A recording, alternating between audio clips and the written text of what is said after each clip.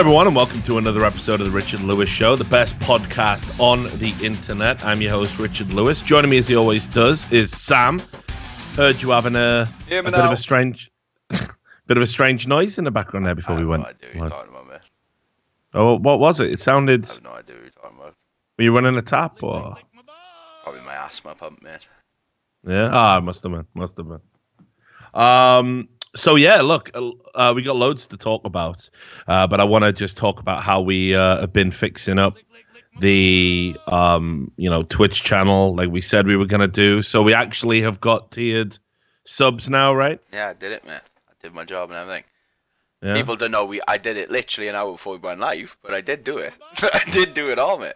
So we have the regular base one, and then if you sub for longer than 3 months, you get a little bronze one. If you sub for 6 months, you get silver one. If you sub for a year, you get the gold one. And then if you sub for 2 years, we're going to have a little rare pepe, which I'm going to put in later. It isn't in yet. A rare pepe. Yeah. And for like the $10 sub, you get the dabbing emote. And for a $25 sub, you get another rare pepe. We have multiple rare pepes. So what, the dab is a dab protected? Is $10. Yeah, that's protected. So you got to have $10 to have your dab. Yeah, you got to pay $10 a month if you want to use the dab emote, mate. It's expensive, that, like. Well, you got to pay for the royalties now. Oh, there it is. Jace is in there. We got a dab in the chat. And then I added my Pepe and your Pepe. But for some reason, right, when we add emotes, it doesn't usually get checked anymore because we're partnered and in good standing or whatever, so they just auto-approve them. For some reason, your Pepe got stopped, but yours is randomly pending. Nothing else got pending except for your Pepe.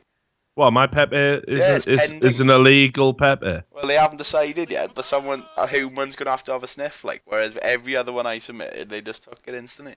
I wonder if they're using some algorithm. I wouldn't be surprised, but... Yeah. Because that is the one that most looks like Pepe, right? Yeah. So I wonder. I wonder if... We usually have a few Twitch staff in the chat. Anyone else. If you know why are we getting Pepe stolen? No, I'll wager I know why. Because I think anything that like looks like the original Pepe now on like YouTube and Reddit and Twitch. Yeah. Well, the guy went mental, didn't he? Yeah, he started decent. To be fair, I would break as well. If like everyone's just calling you a Hitler Nazi worshiper, it's like it's just a frog. Leave me alone. It's just a frog. And thanks for all the subs that are coming in, by the way, guys. Remember, when we get to 475, we're going to give away one of our custom designed T-shirts. But yeah, look, I don't get it. Like, why Kevin Fury would sort of even entertain it and embrace it. Like, he went down the road of like pandering to the likes of the ADL and all this other stuff, and like is now like suing anybody that uses Pepe or and it's like, dude. The only reason you're relevant as a content creator is because people did it. Because your comics, the original comics themselves, are straight garbage. Yeah, I know. Have you ever? What I'm saying is, but imagine the life you must lead if what you do for a living or for fun is draw just a wholesome cartoon frog. So imagine going from that kind of life, just chilled out, doing nothing, drawing this calm little frog. I know people are like, he's a Hitler, the frog's Hitler, the frog wants to kill people. He's like, no, you don't, though. It is completely fucking ridiculous. Because like I've looked at some of his comics. Let me have a look at like Pepe comic. I just want to bring up like just a normal everyday Pepe comic because they're actually just so like awful. Like they're just not funny or anything, and it's really hard to find any of the original ones because nobody really likes them because they're just not that good, And it's always like where the whole feels good man thing comes from is where he like pulls his trousers all the way down while he's at the urinal. Is it? Yeah. Let me see if I can find it for you. I think they got it for some reason. They probably still got a million. Yeah, you got it. You got to know your Mimi, dude, or May-Mays. Hang on, my fucking browser's having a fucking meltdown. Tell you what I can do in the meantime while I hear it. I think this is it. Have a piss while I get your trousers all the way down. No. Obviously that would be good. But there was I did say if people tweeted at me like the T-shirts and stuff that they bought, we'd show them again. And I did say, the one with the AWP and the glasses. Yeah. I said you had to be a special kind of person to wear this one and pull it off. You had to belong to that like. Subclass of attractive people that obviously don't watch my show, right? Let's just be honest about it. We're probably all hideous chuds, aren't we? I'm all right with it. Yeah, I said chud. Not Chad, not to be confused with Chad. We're Chuds. I own it. I'm all right with it. But somebody called Jordan Fragan tweeted at me. And you can see here, I think I might get her to model more of our stuff because she actually pulls it off. Decently, I might add. Yeah, there's no money in it, though, unfortunately. Like, Yeah. We'll send you a couple of free T-shirts. We'll send you a couple of T-shirts. You can take pictures of yourself. So there you go. Chud Squad calling in. But have a look at this. Like, definitely not a chud. Thank you very much for buying the merchandise, supporting the show, and tweeting at me. And yes, it looks very good on you. Thank you very much. So there's that. Let me see if I can find this. But anyway, back to Pepe. For some reason, it just won't let me even open a Pepe comic now. You've been shut down, mate. You weren't allowed to be within any distance. Yeah, I know. I have literally. I guess I'm in that fucking group of people that just aren't allowed to look at Pepe's anymore. Alt-right leader Richard Lewis not allowed Pepe. Yeah, the memes are back. So look, we got an action-packed show today. I'll give you a warning up front. All right, we're gonna go over some stuff that might get into political territory. No, listen. It's always the politics with you, listen, we've done two shows. Look, man, I try to make myself look like fucking El Chapo so we could do the politics. But like, we did two shows with no Trump. But it's memo day, Sam. Oh, here we go. It's memo day. We got to talk a little bit about memo day, because the madness about the memo coming out is that everything we said on the show when the fucking dossier was, the PP dossier. Yeah. PP right? dossier, yeah. So when the PP dossier was being passed around, and we did a whole breakdown on it, when BuzzFeed published it, and we were like, listen, this is complete garbage. This is like beyond garbage. And people were still trying to say, it's been verified by 6 intelligent. It hasn't. Redditors. Yeah, exactly, by 6 Redditors. And what I said at the time was my gut feeling, and you can go back and watch the podcast about this. My gut feeling is it's been funded by the DNC, it's a classic operation to discredit Donald Trump using one of the oldest tricks in the book, like a supposed smear campaign from a credible source. And lo and behold, that's what it turned out to be. It was funded by the DNC. This is where it gets particularly interesting, because the original Pfizer warrants that were issued wouldn't have been issued if it wasn't for this fake dossier that was compiled. And we also mentioned that on a podcast. Someone even tweeted at me today going, your podcast about all of this memo stuff was right. So it's like, we're not political experts by any stretch of the imagination, but we can smell bullshit a mile off. So I just want to talk about it. I'm sorry if it's going to upset anybody, but we are probably going to talk about it on the show. And the other thing we're going to talk about is obviously the Kathy Newman, Jordan Peterson thing. It's too good to leave on the shelf. Can't leave that on the shelf. That is good. But don't worry, I've got comedy. Right? I've got some zingers. Don't worry. Yeah, mate. Right, so we'll get into that. I haven't told you how much I love Saudi Arabian, stuff. I love it. Just stuff. Yeah, it's love just great. All that stuff. Yeah, I love it all, mate. Those that motherfuckers scorching hot weather, love all that stuff. Yeah, unbelievable. Baking hot weather. You can't drink booze unless you know where to drink booze. Wink, wink. Don't ever touch another man's hand, or you go to prison. Wink, wink. Love that. It's a place that knows how to party, and this story definitely proves it. Because they have beauty contests out in Saudi Arabia, which might strike you as a bit odd, right? Because it is a country that's known for its modesty and its very strict interpretations of Quranic rules about how people should dress and conduct themselves. So that they had this beauty contest, and what's interesting is 12 of the contestants were disqualified. So I'll just let you bring this up. You can probably see what I've done here, Sam. I've done the old classic. What do you mean? I've done the old classic misdirection, haven't I? Like a magician doing a trick. I've done the misdirection because this was, of course, a beauty contest for camels, Sam. It was a beauty contest for camels that they were having. You see. And, tell you what, that's even more odd than a regular beauty contest. So if you're not going to like it, expect that one. Yeah, listen, mate. I'll tell you this, right? How do you even how do you judge one camel as being more beautiful than the other? I really don't understand that. They all look much of a muchness. You got a nice fucking spit on him. Yeah, maybe. But here's the thing. Apparently, some people, because it's a big deal. Like the winner. How is it a big deal? The winner gets there's 3.7 million pounds plus prize money. Who the fuck's giving that quiche, mate? Well, I don't know. It's almost as if these Saudi Arabians have a lot of money, Sam, for some reason. I don't know. Who's putting it together? Like someone who really likes camels, man. Oh, someone just donated 500 quid, but. Oh, who did that? What the fuck? Jim Blazing. I've been listening for 2 years and enjoying your free content. Time to pay something back. Keep it going, Rich. And well, listen, Jim. That's outrageous, but. Yeah, that's outrageous. You probably shouldn't have done that, Jim. I appreciate it. If it gets charged back, I'm not going to cry. But that's a lot of money, and it might be better off in your pocket. But if you're all right with it, that's fine. I'll make sure Sam gets paid this month. Thank you very much, brother. So anyway, well, look, see, maybe he's Saudi Arabian. Maybe he's nice guy, Jim. Yeah, he must have a lovely camel, mate. Yeah, he's all about that camel life. So anyway, basically, I'll read you the article because it does explain it all.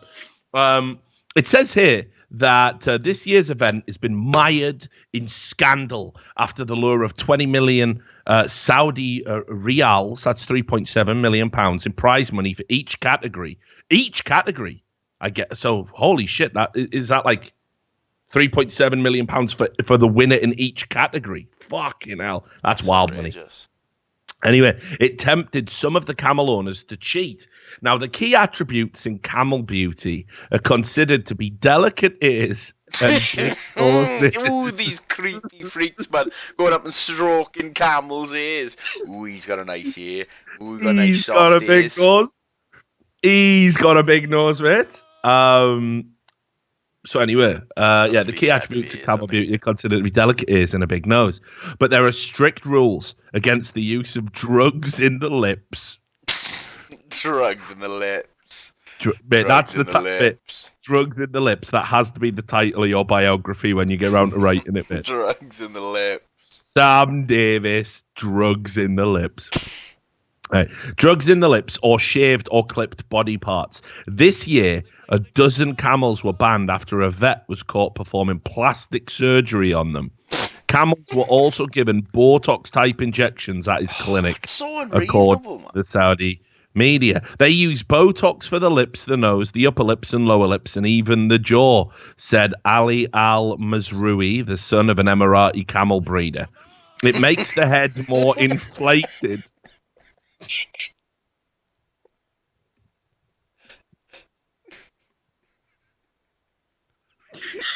You're regretting that bong it right about now, aren't you, man? No, mate, this was just too much. I can't be a normal sentence, man. Why don't you read that again aloud, but and see who's mentally ill like me or whoever's wrote that? I'm struggling as it is, brother. Like, I'm son of an Emirati camel breed. He knows all the facts. He knows all the Botox facts for the camels. That's so mental, mate. Right. It makes the head more inflated. So when the camel comes, it's like, oh, look at how big that head is. Look how big our head is, as if that's a good thing. What I'll do is, I'll just inflate his head, and then when he comes out, he'll be like, look at that head. Oh, no. Right, come on, let's do it. Oh, look at how big that head is. It has big lips. A big nose. After the ban was imposed, the chief judge of the show, Farzan Al-Mahdi told Reuters, the camel is a symbol of Saudi Arabia. We used to preserve it out of necessity. Now we preserve it as a pastime. The month-long festival is the biggest in the Gulf and involves up to 30,000 camels. Well, you know, if you respect the camel and respect what it did for you when you needed it, stop fucking shooting Botox in him. Like, you don't want to be dealing with that. If you want to have a camel booty contest, sound. But let's do it natural camels. Let's not stress the camels out and shoot shit in their lips, like. It is pretty wild. I mean, it's supposed to be like a loving thing for the camels. Feed them some nice fruit or something. They'll get natural jowls, you know, keep them fed. Well, you know, mate, when there's £3.7 million pounds on the line for who's got the sexiest camel, you know, some people are just going to be fucked.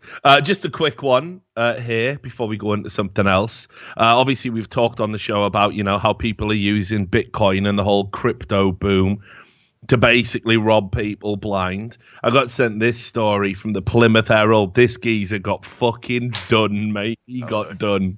No, it's really bad. He got fucking done. So here it is. Look at this. A story from the Plymouth Herald. We've had it on the show before. Fine publication. A guy from Stoke was like looking through Amazon, wanted to know how to fucking, get rich off Bitcoin. And there was an advertisement on Amazon for a Bitcoin pack, and it was a Bitcoin pack. Yeah, how to get rich from Bitcoin, £3,000, and they send you a Bitcoin starter pack. So Ikim Bogdan Caesar from Stoke said, "Sound, I'm all in on that." Yeah, I'll spend $3,000 on Amazon and fuck all. Anyway, he waited. He waited like a month or something. And through the post, it finally came, and he opened it up, and inside was a copy of Boss Baby on TV. He's been fucking done, mate. Oh, he's been done. Like, picture of him holding it. Oh, a couple of pictures of him just staring at Boss Baby, like absolutely fuming. What I love about the way it's written is it says here... Well, hang on. At the bottom it says he emailed the seller about the issue only for them to claim it was a mistake and the correct product would arrive by December 16th. Yeah. Oh, wait, hang on. Yeah, but then it just didn't come. And then it just didn't come. You paid $3,000 for a Boss Baby DVD. I just love the way it's written in the story as well. It goes...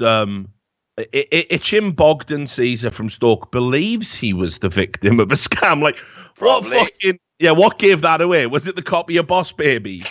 And now it's nothing to do with Bitcoin, unless I reckon this DVD's worth a bit less than $3,500. I don't know what it like, but I'm starting to get my suspicions. I've seen it going in fucking cash generator for £3. Yeah, I could have got it from Cash Converters. Like, he got absolutely fucked. But yeah, whatever. So there's that. There was another story. Hang on. Oh, this was a bit much, I thought. So this is over in the Star Tribune. Hang on. What the fuck is going on here? Let me just... I hate those delayed paywalls.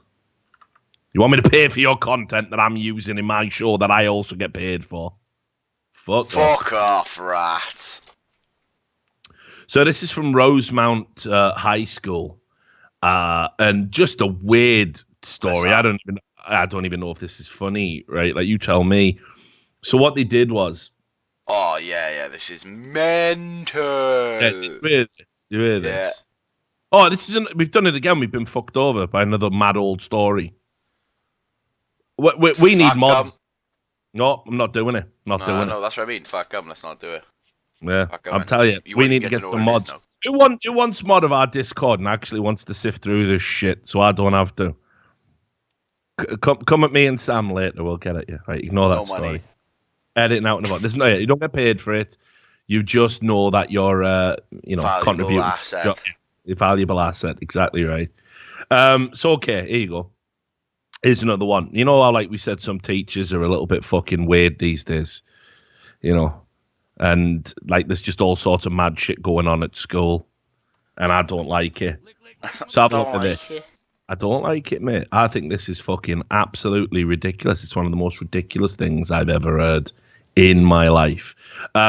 So this is a head teacher of a leading public school in Britain has said he will expel pupils from school if they have a boyfriend or girlfriend. Sorry? Yep, sorry? Just because you're a fucking 56-year-old virgin, I don't see why everyone in school has to get wrecked for the rest of their lives. Apparently so. So this is Toby Belfield, who's look at him. I am. He's got a square head. You can definitely draw your own conclusions as to why you'd be a bit fucking upset about anybody getting any fucking, action, right? Yeah, I'll let you do your thing here. This is perfect for the Picassos. It's perfect for the Picassos, mate.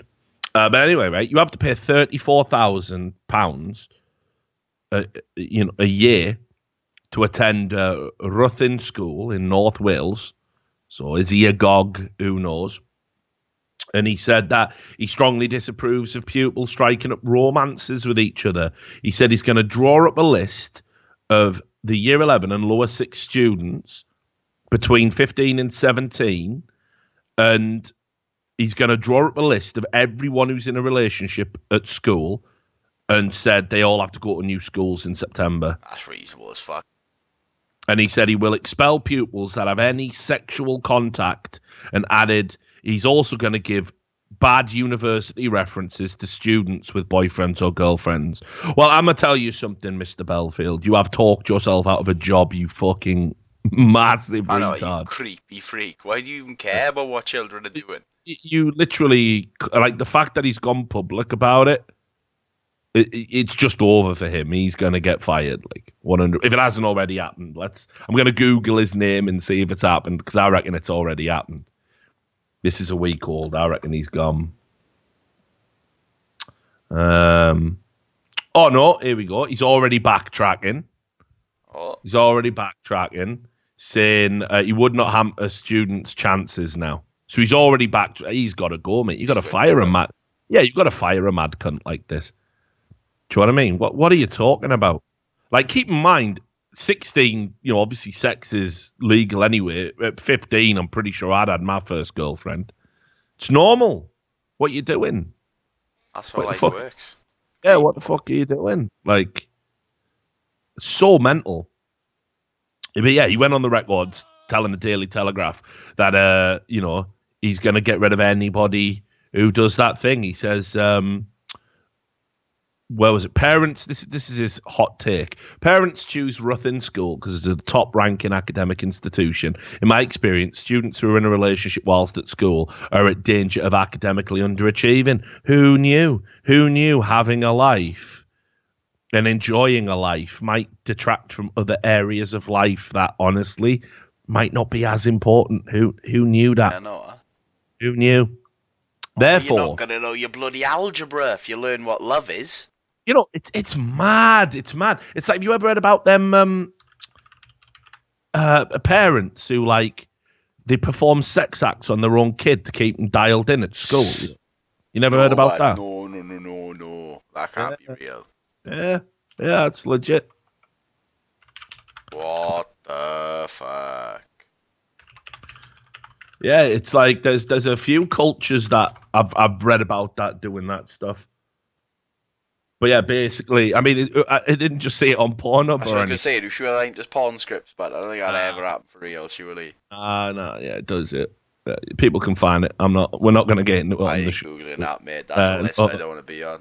No, what I'm saying is it's all legal age and stuff. And even when they're at college and that, But they just want them to get good grades and they don't want them to get distracted, so they're like, no, thank you. Buy him a flashlight. Buy him a sex robot. Do something. I mean, it's not just as creepy, mate. Right, it's not just as creepy, but if your mum got you a flashlight, like, if the options are jetting your ma, or your ma buys you a sex toy. You might like just an hand job or whatever. Oh, that's alright then. While we're here, yeah. Right. Thanks for the leftovers, ma'am, and a deaf con for no reason. Man, if your mother bought you a flashlight, there's no way you'd use it. Yeah, but it's the lesser of two evils is the point, mate. A big point, yeah. But definitely. But anyway, so basically, I think the headmaster's just a mad creep. He's a creep. Creepy freak. He's a creepy freak. Mr. Bell Enfield, he'll be known for life. What grown man has enough time to run a school, right? A private school. I imagine it's quite demanding, based on what I know about teachers and all that. And spy on the students. Creepy And whether or not freaks. they're in relationships or whatever. Like, what do you do? Drive around in a cart there holding hands. He's got the binocs out. They're holding hands. You're expelled. He's got a grin. Like, come on. Why did the girls like me in school? You all have to leave. Yeah, it's fucking so ridiculous. Right then. Where do we go next? Oh, I'll tell you where we'll go next. One of our favourite segments on the show is Wash your ass. Oh. What the fuck is racist now? What the fuck is racist now? We haven't got any graphics or anything for it, but we always dig deep and try and find out what is racist now. So I saw this. This was in Boston. Obviously, just come back from Boston, and I had a good time up there, Sam. I had a good time in Boston. Great city, great people. Liked it. So I'm saddened. I'm saddened to hear that children at Wayland High School are going to be deprived of one of life's great joys because it's falsely being labelled racially insensitive. Carton milk. No. Oh, not that is this time. Great choice. That is one of life's great joys. It's this, Sam. It's right now. Anybody who's followed our show for a long time, Oh yes, throwback. knows that me and Sam absolutely adore the film Cool Runnings. It's got everything. It's based on a true story, and although there is some artistic license, Yeah, obviously. it's fairly true. The main premise is 100% true, isn't it? And it's got John Candy in, and he's dead because he was massive and he stayed massive. He was vegan heroin every day. Just lived his movie till the end of his days. Here's the thing: if you're uncompromisingly massive, maybe cocaine's not the drug for you, is it? Maybe anything that accelerates your fat, swollen, clogged heart probably isn't a good call. Just gonna put that out there. But I love it. Uncompromising. He wanted it all. He wanted food and beak. Living like Belushi. Right? And he Sniff, died. Eat. He died, and it was in that terrible fucking movie, wasn't he? The last one, Wagons East, or whatever it was called. But this is one of his magnum opuses. You got this, Uncle Buck, Planes, Trains, Automobiles, fucking straight fire movies. Cool Runnings, full of amazing lines. Bones don't break in a bobsled, Sam. Oh no, they shatter. Yeah. Legend, right? This is a legendary film. Want to touch my lucky egg? It's got it all, mate. You did, man. Amazing, right? It's just such a good movie. And how anybody could think this movie is racially insensitive, with its presentation of Jamaican culture and how it shows, quite astutely that most people in Jamaica, they're fixated on sprinting, and the incredible tale of how they put together a bobsled team for the Winter Olympics and everything, and how people were prejudiced against them because they thought it was bringing the sport into disrepute, but they overcome it, and at the end, everyone gives them a round of applause for their incredible efforts in embracing the Olympic spirit. How on earth could anybody think Cool Runnings is racially insensitive, Sam? This is a Disney movie as well. It's one of the best movies. One of the best movies. So anyway, let's just have a look at what they say about the principal. Sent an email after they were gonna have a winter week movie thing, and everybody picked Cool Runnings and everyone was happy. But the principal sent an email out to students saying winter week is a long-standing tradition at our school in which students engage in enrichment activities during the week following mid-year exams. Little treat. For the last 2 years, Winter Week has included a movie viewed simultaneously by all students. The viewing of this movie, selected by the Student Council, is for the purpose of bringing the school together by means of a story with a positive message. Okay, I mean, so far so good, right? Cool Runnings, absolutely perfect. Following the recent announcement that Cool Runnings would be the movie shown this year, I received concerns from members of our community that raised my awareness about elements of the movie that could be viewed as culturally and racially insensitive. I'd like to see them. I'd like to know what they are. After researching these concerns further, I felt that Cool Runnings no longer fit the purpose, values, and scheduling format for an all-school event. I decided to cancel today's showing. While disappointing for students, I want to emphasize that this experience has inspired productive, honest conversation about stereotypes in the media, the nature of narrative, and subtle racially insensitive messages as compared to overt racism. So there you go. Who knew? Cool Runnings. They've ruined everything, don't they, mate? Cool Runnings, mate. I'm blown. My mind is blown. Cool Runnings. How, dude? All right. And here's another thing that I bet you didn't know was racist. What's that? Here's what you didn't know was racist, Sam. Marijuana. Oh, God. I know, mate. Not all this time. All this time. All this time. I knew you. No, I don't know if you've ever seen Now This News. Now This News is actually terrible. It's one of the worst things on planet Earth. They put out these little videos, which is just all like, you know, really overt, fucking over the top. You know, what drinking milk makes you a Nazi? You know, nonsense. You know, why Hillary Clinton is the best human being on planet Earth? You know, this sort of gibberish. And it's not that it's all without a point, because no, as I said, I don't think any publication on any side of the spectrum offers absolutely nothing, right? But if one was going to wear that label, it might be this publication. And they put this op-ed video out where they talk about marijuana and how racist the word marijuana is. So we'll need a 3, 2, 1 this time. We're going to play it. Wait, I did hear grumblings of this, actually. Well, I'm gonna debunk it live. Nice. I'm gonna debunk this video. So just let me know when you're ready. It's 3 minutes. Strap yourselves in, guys. Try not to get too angry. I might shut it off before the end, Sam. So have your finger on that dial. Don't touch that dial. But let's do it. All right. 3, 2, 1, go. Stop saying marijuana. No. Why? Because it's racist as The term was No, used it's to not. knock on people of color and their devilish ways.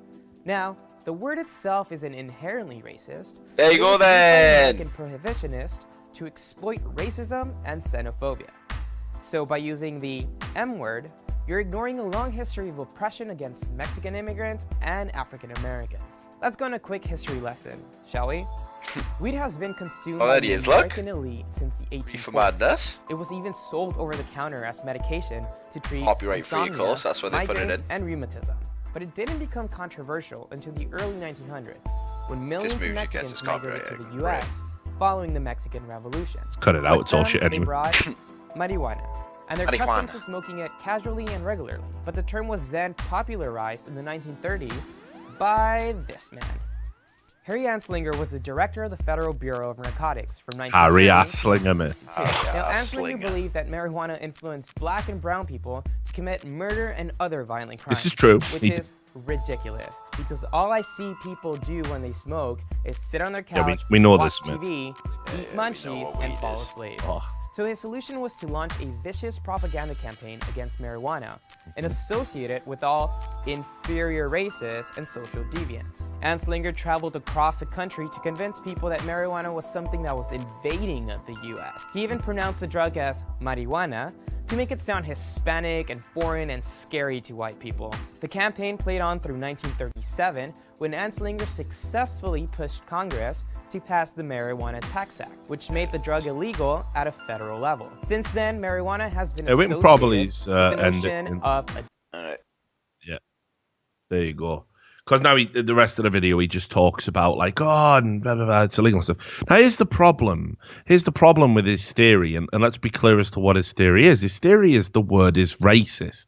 It's racist because it has its roots in that it was an invention, an abstraction that the prohibitionists used to try and associate it with non-white people.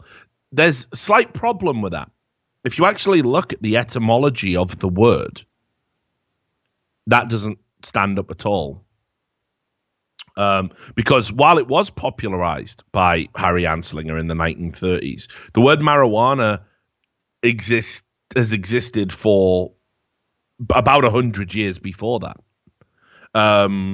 So there's a few ideas as to where it comes from. Like, did you know, for example, the Chinese word for hemp seed flower is ma ren hua? Interesting, isn't it?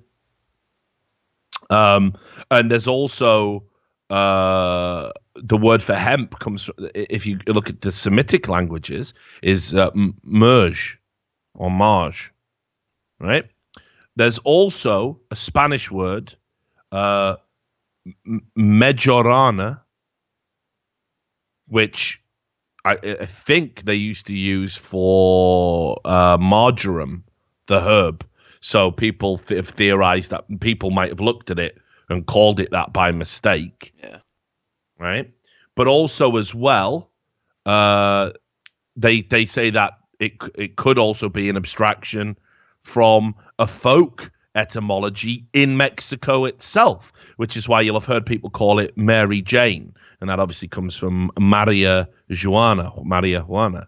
So it could even be that the word marijuana is from Mexican origin itself. So I don't see how this word is in any way racist at all, in fact. It comes back to the old issue that just because a racist appropriates something, just because an asshole appropriates something, it doesn't mean that it's completely off limits for everyone who isn't a racist. That just doesn't make sense, does it? It's like saying because someone used a word to insult you once, that word can never be used without malice again. Yeah, it's complete gibberish. I'm not saying it with malice. I'm saying it as a word. And I think the first use of the word in print is 1873, and it's used in a book called "The Native Races of the Pacific States of North America," where it talks about obviously exactly what it says. Books had titles back then that pretty much did what it said on the tin. Yeah. So it just seems complete nonsense to me. There was this very short period in American history where one man tried to attach a racist idea to it, and clearly it didn't work, did it? Because not only did marijuana endure in American culture and the push for the legalization of it has been a decades-long fight. I don't know anybody who is like, marijuana, I associate that with black people, Mexican. Do you know what I mean? It's fucking weak. It's for everybody. What a weird fucking video to put out, and what a weird video to put out now. Yeah. I feel like I know. Every time I think as a society, right? Okay, we're over weed now. We can leave that alone. There's always just some mentalist who has to drag some mental shit in back. Can you just leave that die? The cannabis issue could be left alone. Yeah, it's just leave it recreational. It's over. Yeah. We won America to stop talking about it. Just so stupid. Right, let's get into some serious shit. It's time. It's time. Oh, Bruce Buffer just sued us. Yep, he has. Okay. Oh yeah, I'll save these other funny stories to just take away the sour taste of politics. Let's start with Cathy Newman. We all love Cathy Newman, right? Don't we? We all love a bit of Cathy Newman. Cathy Newman is a female Channel 4 journalist. She works on the TV side for Channel 4. She presents stuff. But recently, Channel 4, for some reason, have been trying to push her as sort of a hard-hitting interviewer. I think this is because they've realized quite rapidly that they're losing people that do that. Like, I look at the Channel 4 news staff, and they've got Krishnan and Guru Murphy, right, is one. And his interviews are they're okay. But again, I think... sometimes it's a bit of a stuffed shirt kind of style of interview, and I think he's more suited to the more endearing kind of interviews. He's had a few like celebrities walk out on him. I think most famously he got into an argument with Quentin Tarantino because he wanted to ask him about like, why do you say the N-word so much in Django Unchained? And it's just like, he was like trying to push and peddle for outrage, and obviously Tarantino's just not gonna take any of that.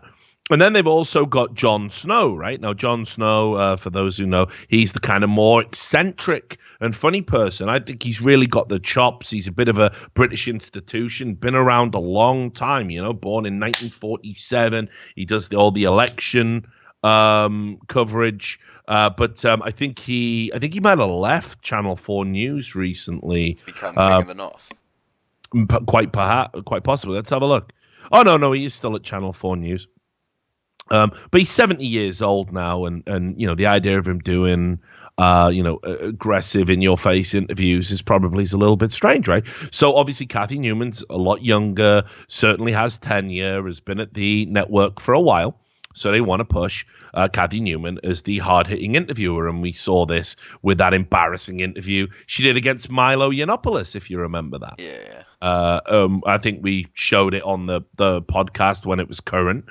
And basically what happened was she just sat there and screamed at Milo Yiannopoulos over and over again while Milo kind of did what Milo does, which is he smirked and, was very patronizing and condescending. And it was awful. It was really embarrassing. The central idea behind her interview style is, and I can only think she's getting told to do this, because here's another thing you might not know about network TV. I don't know how many people know about this. But when those interviewers are doing their interviews, what they generally tend to have is you'll see they've got an earpiece in, and the earpiece is there because you've got 2 or 3 producers that are listening to the answer from the subject, and they're quickly getting information, and they're quickly getting facts and stuff. Yeah, like that. yeah, and they're quickly and they might have in the moment a better idea of how to form argumentation. So what they do is they tell you in your ear, you want to hammer him on this. You want to hammer him on this. No, actually that contradicts the point he made 5 minutes ago. Go down this or stay on this. Ask him to clarify. And that'll be coming in your ear while the person is answering, right? And that's very, if ever these TV hosts and journalists look unbelievably quick-witted on their feet or are able to pull obscure facts out at the drop of the hat, that's what's going on. Okay? So when you don't have that luxury, because the subject obviously doesn't have someone in their ear feeding them answers and telling them where to go and how much time's left and guiding them, it's a very hostile environment. And these shows, these types of hostile interviews, are very much stacked in the interviewer's favor. Okay? Now, all of that said and all of that done, somehow Kathy Newman conspired to look like an absolute fucking moron. It was unreal. I have never seen anything so embarrassing. And if I was Channel 4, I would definitely rethink, based on this interview, I would definitely rethink trying to push her into that hostile interviewer style, because now the next time she goes into one, she isn't going to have that intimidating presence. This isn't Jeremy Paxman we're talking about, and if people don't know who Jeremy Paxman is, go watch his video. There's a very famous one where he just repeats the question. Who was it he did that to? There was one clip where he asked, it was Michael Howard. Yeah. And did you threaten to overrule him? Did you threaten to overrule him? And he just wouldn't let this guy. In fact, here we go. Let me just play this so people can see. This is why in British television we pretty much have this argumentative interviewer style, because for years politicians were getting softballs and fucking controversial figures were getting softballs. And you can see there, Sam, you've got it, right? Yeah, that's the one. And it's only 1 minute 47 seconds. So just watch this. This is from 97. I remember watching this when I was at college. And this was everyone was sort of having a bit of a chuckle about it. Michael Howard at the time was a very prominent political figure. So we'll 3, 2, 1 this. 3, 2, 1, go. I was entitled to express my views. I was entitled to be consulted. Did you threaten to overrule him? I was not entitled to instruct Derek Lewis, and I did not instruct him. And Did you threaten to overrule him? The truth of the matter is that Mr. Marriott was not suspended. Did you threaten to overrule him? I did not overrule Derek Lewis. Did you threaten to overrule him? I took advice on what I could or could not do. Did you threaten to overrule him, Mr. Howard? Scrupulously in accordance with that advice. I did not overrule Derek Lewis. Did you threaten to overrule him? Mr. Marriott was not suspended. Did you threaten to overrule him? I have accounted for my decision to dismiss Derek Lewis. Did you threaten to overrule him? Detail before the House of Commons. I note you're not answering the question whether you threatened to overrule him. The important aspect of this, which it's very clear to bear in mind. I'm sorry, I'm going to be frightfully rude, but yes, you can. I'm sorry. It's a quite straight yes or no. You can put the question, and I will give you an answer. Did you threaten to overrule him? I discussed this matter with Derek Lewis. I gave him the benefit of my opinion. I gave him the benefit of my opinion in strong language. But I did not instruct him because I was not entitled to instruct him. I was entitled to express my opinion, and that is what I did. With respect, that is not answering the question of whether you threatened to overrule him. It's dealing with the relevant point, which is what I was entitled to do and what I was not entitled to do. And I have dealt with this in detail before the House of Commons and before the Select Committee. But with respect, you haven't answered the question whether you threatened to overrule him. Well, you see, the question is, what was I entitled to do and what was I not entitled to do? I was not entitled to instruct him, and I did not do that. So there you go. Now, that clip was fucking like. Oh, yeah, absolutely. Just kept denying it. I did not instruct him. Now, that clip was celebrated when that interview happened live on television. That clip was celebrated. That moment was celebrated by even us mere plebeians like myself, right? Because finally we had somebody on the news that was going to take to task a politician who refused to answer questions. And while Paxman was always known as a chopsy interviewer, a bold and robust interviewer, that was his breakout moment. Now, I'll be honest, I think after that, he rose a little bit too far, a little bit too fast, and really started to play on it a little bit too much. It almost became a parody of himself towards the end, and that's why I think he just hosts like fucking University Challenge or whatever he does now. But this gave everybody in the British public space a taste for a more robust media that was going to be combative in the face of political lies.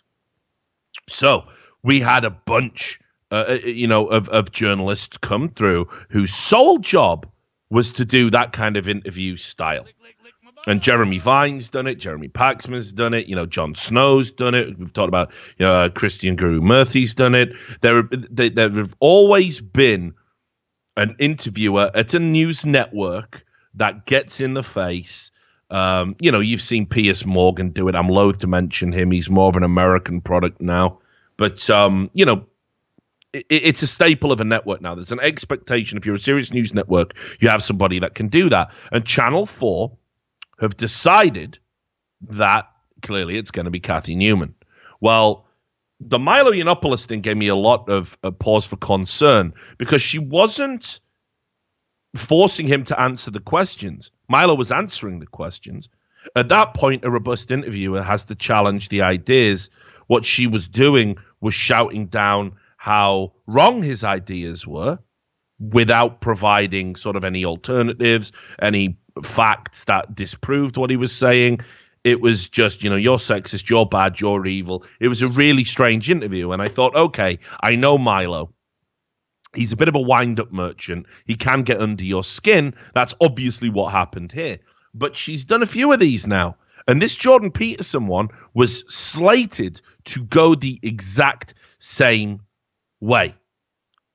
And it just didn't. Unfortunately for her and for Channel 4, Jordan Peterson is clearly too intelligent to be rattled by a journalist in this manner. And you can watch the whole thing. I'm sure some of you already have. You can watch the whole interview, which to Channel 4's credit and to Kathy Newman's credit, they did release the whole thing, even though it was a 30-minute interview that was meant to be condensed down to 6 minutes. Let me just find you the clip where she literally shuts down. Hang on. Where was it?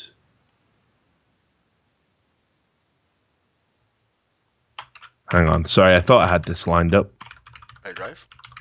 It's all right, Drive. Having a nice fucking slice of beef jerky, I am. Are you eating fucking beef jerky? Okay. You know what I found in the back of the cupboard from when you stayed? I found that massive bag of beef jerky. You didn't even want to see it, mate. Oh, it was erect. Mate. It was bad. Yeah, here it is. I got it. So it's on a guy called Derek Blackman's Twitter. I think he clipped it. So there you go. So this is just a minute-long clip, which pretty much is the defining moment of the interview. Just to set the scene for those who didn't watch the full thing, there was a continuous use of a very set phraseology, a set questioning style, which was her saying, so what you're saying is, and then she would proceed to mischaracterize the argument. She would say, so what you're saying is, and it would be, something that he clearly wasn't saying. Yeah, and it would bounce back Jordan Peterson. He would say, no, what I am saying is this. And it went back and forth like this for 30 minutes. She said it repeatedly. She said it often. Then when she lost the interview, she actually tried to ridicule him, to end on that note. This is another interview tactic. If you cannot win an argument, you make your debate opponent look like they're insane by taking one of their more strange points. Now, what Jordan Peterson has said in one of his recent books is that if you want to understand how all animals will put themselves into hierarchical structures, and that such structures are inevitable, you only have to look at lobsters. Even lobsters do it.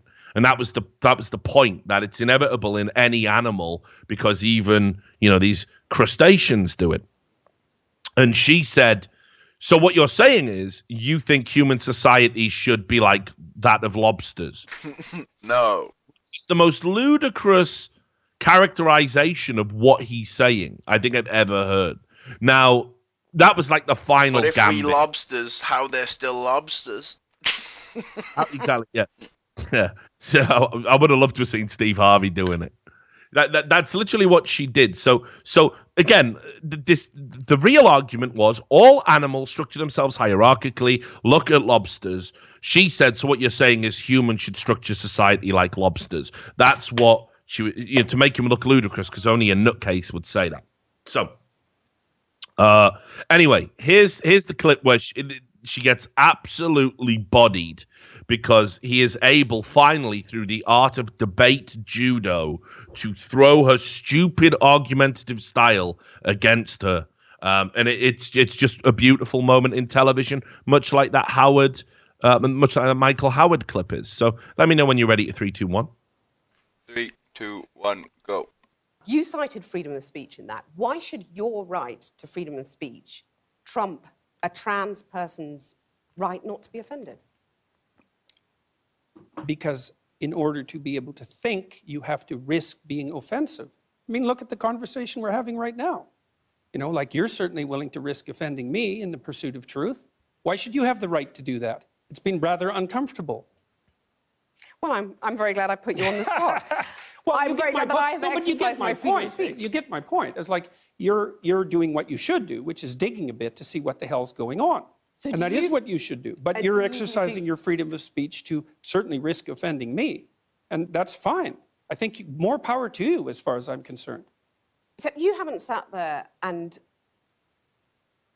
I'm just trying to work that out. I mean, Box is gone. Oi! Wasted. Ha, gotcha. Yep. Now listen, you know, what's great about that clip is you can see in that moment, right, that, you know, nobody in her ears feeding her a counter argument, nobody's feeding her the fact. Everyone's like, bruh, you got us. She has just lost one of the most fundamental and basic arguments that I would expect almost like any first year philosophy student to be able to argue back with, that where this boundary for free speech and offense lies. Certainly it was a topic of discussion that I covered when I went to university. It just seems very strange that she literally had no comeback to that. She didn't even pivot and try and push it down the hate speech route. She was completely lost. She was completely fucking lost. Scared and alone. So Jordan Peterson wins that argument hands down. Now, first of all, I want to just add this. It's a little bit of a tangent, but, you know, that's the show. That's what we do. A lot of people have said to me, Richard, why don't you do, like, these debates? You know, why don't you do debates? And I have no interest in doing debates. I like conversations. I like talking to people with new ideas, different ideas. I'm certainly willing to entertain talking to people I don't disagree with. But I think all of this debate culture we've got going on right now, which really started to take off in like 2017, is just stupid. It's a rabbit hole I do not want to go down because I think it makes fucking idiots of everybody. And I've seen it. These are not debates. What are happening on, you know, Twitch and YouTube, and these are just live bear baiting sessions where people go in and they've already got their ideas, and what they're trying to do isn't change the other person's opinion, the other person's idea. What they're trying to do is have a nice little gotcha moment for their audience. And by that I mean their audience, their fans, and their audience and their fans, their views already align with that side of the argument. So what you end up creating is almost like a real time, you know, circle jerk, high five, echo chamber. Yeah, this the weird like echo chamber, which I just think isn't productive. If anything, it reinforces the concept that you shouldn't be taking on board another person's point of view. Plus, as well, I see a lot of these topics debated, and they're so stupid because a lot of the time there really isn't anything to debate. You know, I certainly don't think you should be going out there and, like, I don't know, let's say your premise is something that is easily dismissed scientifically. What are we talking about? What is there to debate? Your feelings, you know, like, or why the science is wrong. I can't be bothered with that. And a lot of people selectively choose like these studies, and there's sociological studies, and there's studies that disprove those studies. Neither study can be held up as better than one if they're, you know, they've arrived at different conclusions because a person had a different premise going in with them. That's one of the problems with soft science. What you end up with is just two people arguing back and forth, and they don't want to change each other's mind. They just want to fight, and then they go back to their respective audiences and they go, hey, I won that. I won that one. And everyone goes, yeah, you totally did. And and the people from the other side would go, oh, yeah, he lost that one. Well, no one's listening. This person over here ain't listening to them, and vice versa. It is a waste of time. It is bear baiting for money. Nothing is going to be achieved off it. I like the idea of debates, for example, at college campuses, where you have two, and this is why I think debates at college campuses are important. But the idea where people who might be in the middle on the fence, at a point in their lives where they're educationally exploring, and you get a prominent expert on something and a appropriate foil on something. So let's say you have a professor on something and you have somebody who might not be a professor on something, but has studied a weird branch off from the main discipline and is well respected and is a published author and is published by, and you get those two. Some of the debates that are happening on Twitch are being billed as like fucking Frost Nixon, and it's two retards that don't know anything about anything, debating about nothing. It is a waste of time. It's a waste of time.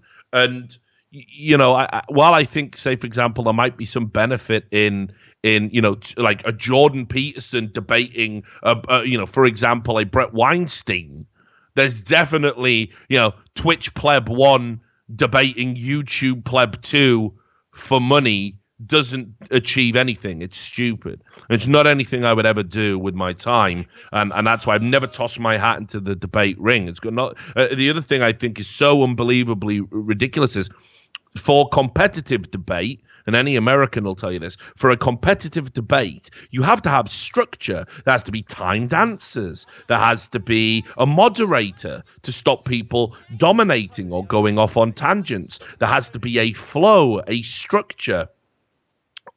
We don't have any of that, do we? We don't have any of that on Twitch. There's never a responsible moderator. It's nonsense. It is a waste of everybody's time. It is just it's about echo chambers. It's about high-fiving each other. It's about looking clever in the absence of actual knowledge and intellect. So fuck that. It's stupid. So no interest in doing it. But that being said, I like ones like this on television. Now, this was a clearly a mismatch with Cathy Newman. And in the aftermath of it happening, I knew what was going to happen. I knew exactly the way it was going to go.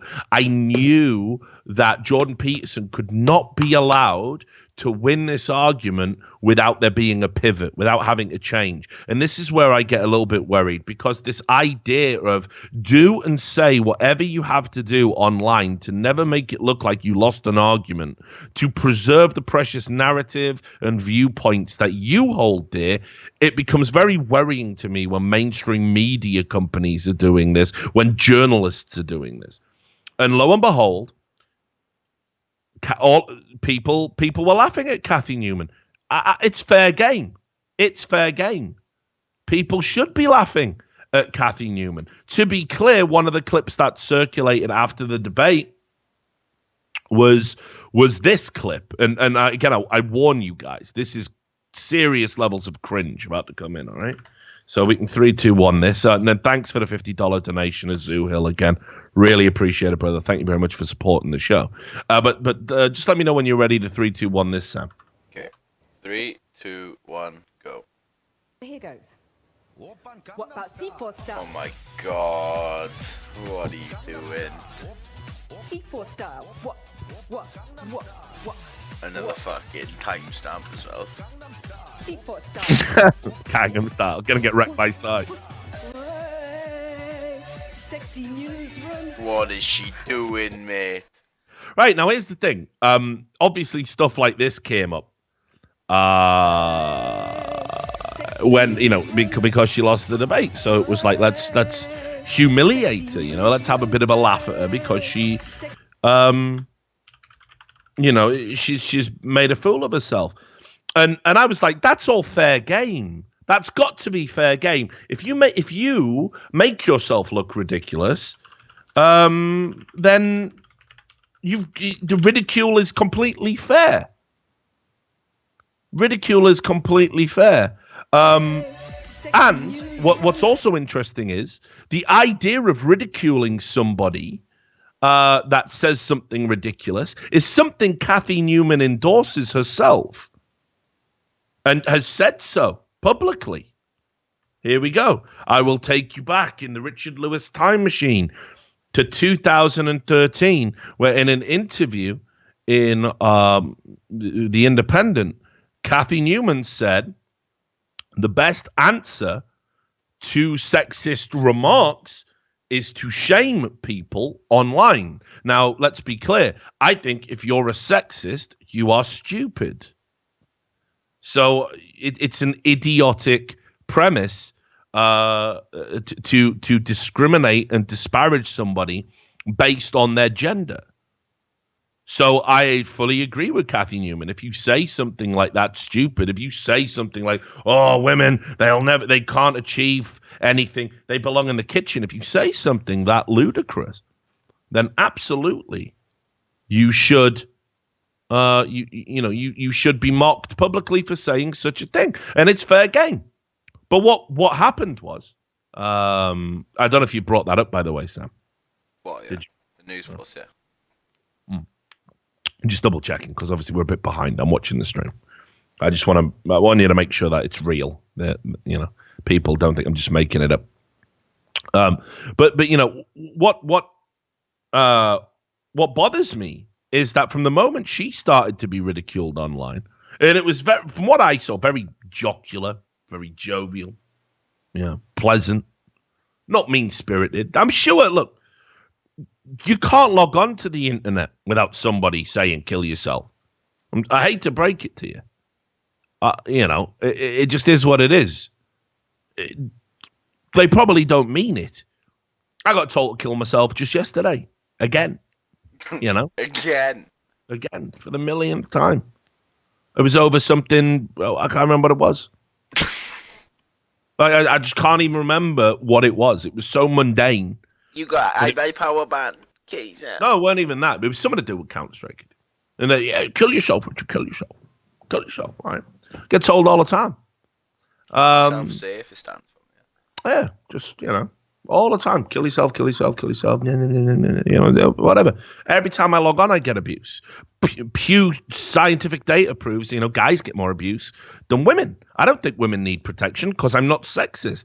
I think. Women are adults. Adult women are adults. They're more than capable of coping with the exact same stuff that I cope with online. But, there's some people out there that want to peddle this idea that they can't. I'm not down with that at all. Some of the people I work with get some, have had to endure some horrific abuse. They're fine. They're doing incredibly well. Didn't knock them for 6. We all just, do what we got to do. So I fully support Cathy Newman saying, just ridicule these idiots.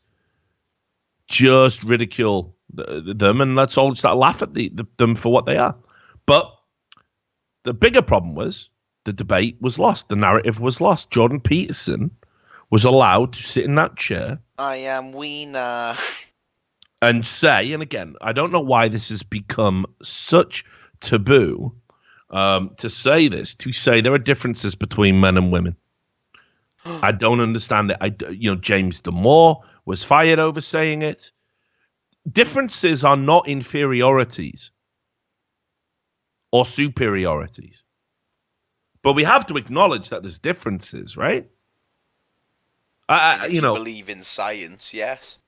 But by any observable metric, this isn't to say that, men can only and exclusively do these things. It's just that maybe they're more likely to. And maybe we don't know why. Maybe there is no science as of yet that we can point to. But there are observable differences. And then there's some differences that actually completely cross cultures. So that's interesting, isn't it? That points to it not being cultural. That points to it being something underlying, in my opinion. I don't think it's a great sin to say this stuff. But apparently it is. And that was Jordan Peterson's message, because he will not buy into the false religion of identity politics. He has committed a grave and cardinal sin. So there has to be a shift. Oh, here's what we do. We play the victim card. Got to. Cathy Newman wasn't just a very successful journalist who had an off day and met a superior mind and lost a discussion. We had a bit of a chuckle about it, but she goes back to work on Monday and everything's fine. Absolutely not. No, she was a victim. She was a victim now. And what we had to say was that, she was being harassed.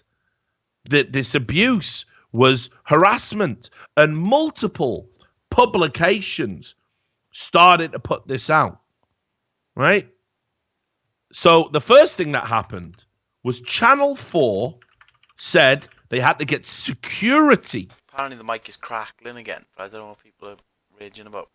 It's probably I'm shouting. Not crackling in my ears. Yeah, all mine. I don't know, they're just mentally ill. I don't trust you, Twitch chat. Yeah, I don't. Fuck Twitch chat. Right, here you go. So the first thing they did. Why would you ever feel the need to make this public, by the way? It's really weird. But Channel 4 put out a statement saying they'd had to call in additional security to protect Kathy Newman because of abuse she'd received online, threats she'd received online.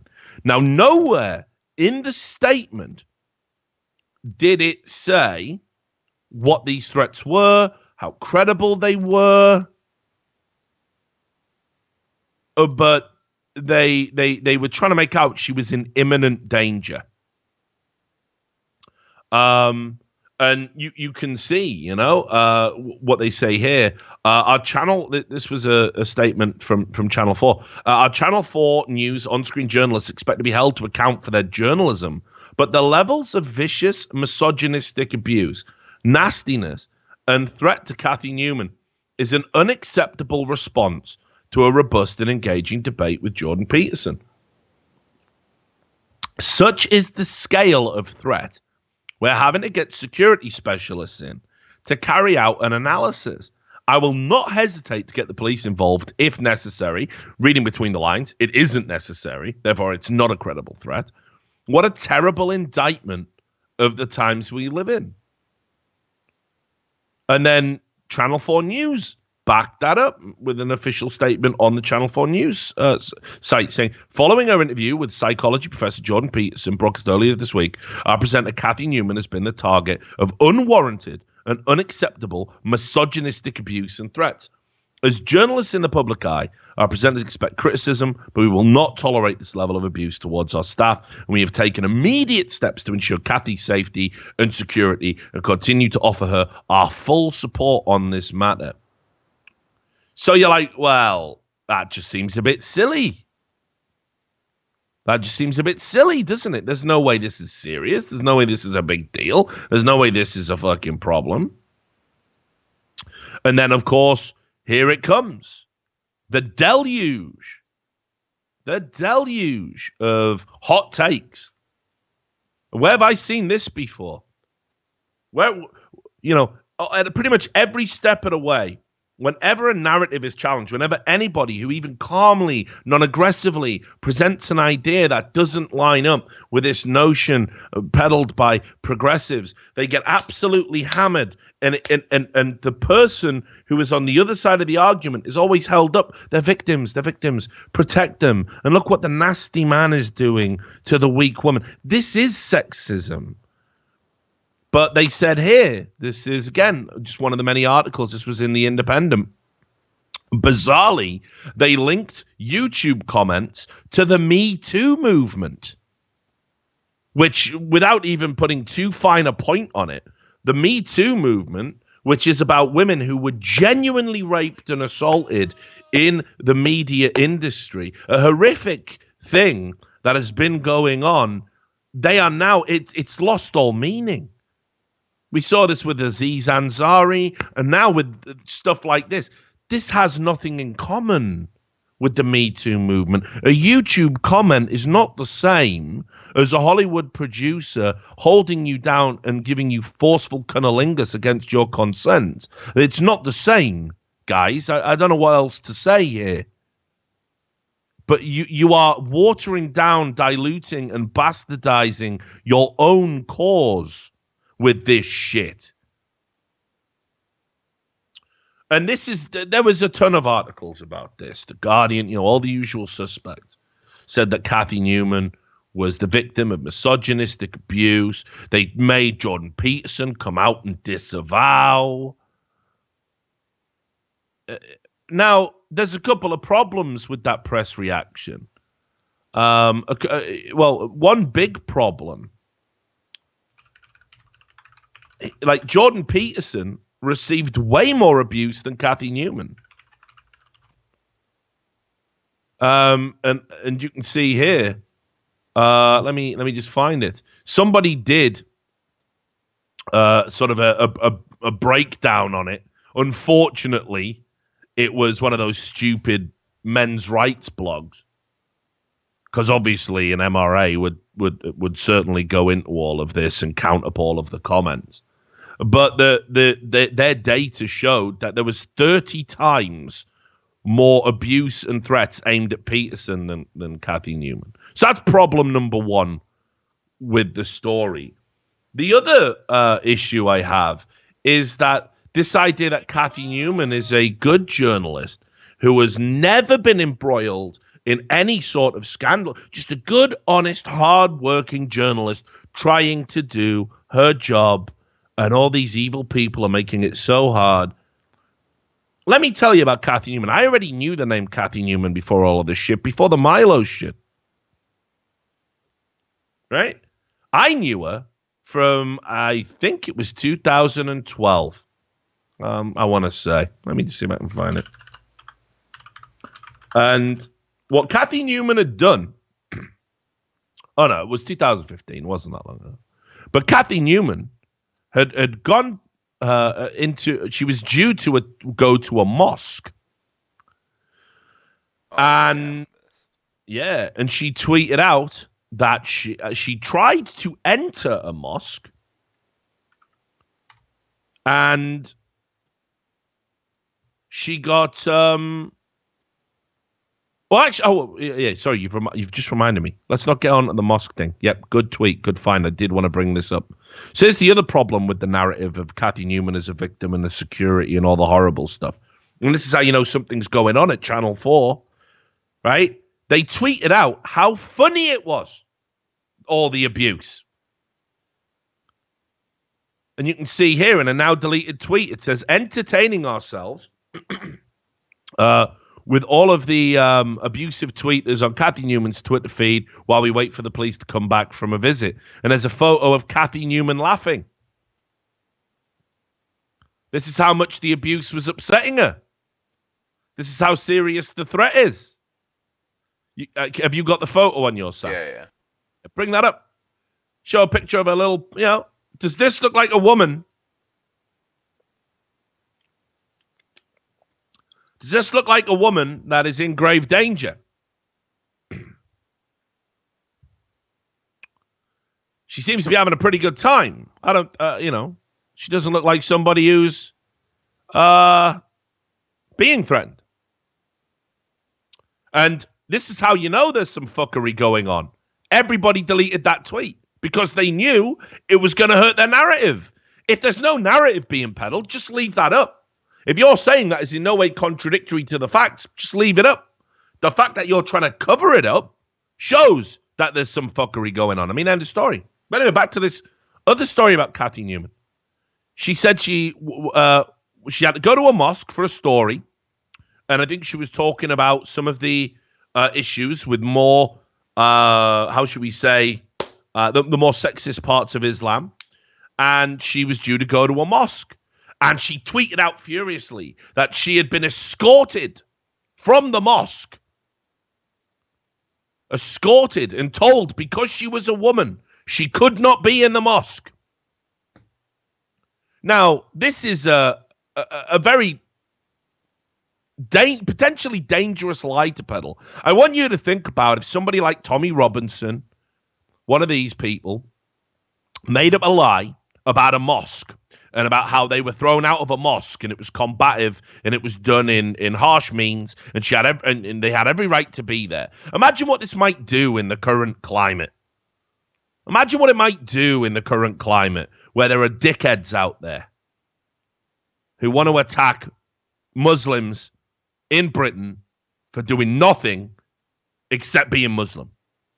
Imagine how this might stoke the fires just a little bit. Incredibly, she wasn't fired over this because she didn't get ushered out of a mosque. And do you know how we know that? Because the CCTV of it came out. And she wasn't even in the mosque. She went to the wrong fucking building. So she had to tweet out an apology saying, I have written to the South London Islamic Centre and offered my sincere apologies for tweets sent in haste after I visited there in Ever. I accept my tweets were inappropriate and regret the use of the word ushered. My language was poorly chosen and has caused a great deal of offence. I deeply regret that this has happened. I shall now be taking a break from Twitter. I shall now be taking this L. So this is your hard-hitting, competent journalist. And you can see this. The mosque had to put a statement out saying, look, never before in our 37 years of welcoming worshippers from all over South London have we ever been thrust into the national spotlight like we were. We accept the apology, but we are disappointed with the reaction and the assumption that she is being mistreated by Muslim men because she was a woman. And if any good can possibly come of this incident, we hope that it will remind public figures of the need to be judicious, not just in the language they use, but in considering how their view of our faith is tainted by the fog of Islamophobia, which is increasingly clouding our national dialogue. So, incredible that this person still has a job and is in a position to put out these embarrassing interviews. She's being held up as a victim, an incredibly competent journalist who is being attacked solely because she's a woman. No, she is being ridiculed rightly because she is shown on more than one occasion she's actually incompetent. That's how the world works, regardless of gender, race, religion. So anyway, there you go. That's the Kathy Newman thing out the way. Boom. Cause for celebration, Sam, while we're talking about Islamophobia. You remember that guy who drove a van into the fucking Finsbury Park Mosque? The Welsh guy. Yeah. I had to be fucking Welsh. Embarrassing. What a rat. Yeah, embarrassing. Well, a lot of people said, you remember at the time, like this was a terrible thing that happened, right? And this is what I hate when terrible things happen, that rush to come out and let's do this and let's draw the division lines again. It's very rare we come together in times of crisis now. It just doesn't happen. But the Finsbury Park attack, for those who missed this, some fucking lunatic decided to get a white van and said, I want to kill Muslims. And he drove from Wales and he drove into a crowd of Muslims leaving a mosque. And it was meant to be a suicide mission. The guy didn't want to live after he did it. You'll probably remember the scenes when we talked about it at the time, where an imam from the mosque actually shielded him from a crowd of people who were going to beat him and actually saved his life. And that he was sentenced just today, fresh and hot off the press. He has been sentenced to a minimum of 43 years, life imprisonment with a minimum of 43 years to be served before parole. And at the age of 48, he's not going to get... Yeah, you're not getting out. So, fuck you. So there you go. Good news. We can all celebrate that. Okay. We need to lighten the mood. We need to find a funny thing. Should we find a funny thing? I'm sure I got a funny thing somewhere. Let's have a look. You promised me zingers, man. I did promise you zingers. Let me have a look. Well, actually, none of this is funny, but... So we have zero zingers. No. We got zingers. It just isn't funny. I just didn't want to follow one. You're all out of zinger meals, like. Right, we'll see. Right. Okay. Here's one for you. Can you explain to me why this is news? Okay. So this is in the iPaper. Now, people can do whatever they want, right? I think if you get... No, they can. You can do whatever you want. That's a good start. Now, people can do whatever they want. I want to say it. People can do whatever they want. Personally, I wouldn't judge you as a human being for getting a tattoo on your face. Oh yeah, you would. That's a lie. There's no way, but I guarantee, but on a subconscious level, if you see someone with a face tattoo, but you're gonna be more on edge, right? Right. I'll say this: you go into a bar, right? Go into this motorbike bar, and there's a seat, and the guy sitting next to it is this bulky cunt with a face tattoo, but of skull that's across his entire face. Are you trying to tell me you're not gonna be as scared going and sitting next to that as just a random fat guy? My uncle Ruben's got tattoos on his face. Yeah, and he's probably a fucking savage, isn't he? He was. Exactly, so point proven. Stay away from people with face tattoos. Nice guy now. Yeah, so no. Regrets the face tattoo as well, I bet. Nah, probably not. Didn't he? Nah. I feel like everyone will eventually. Nah, mate, he had a wild life.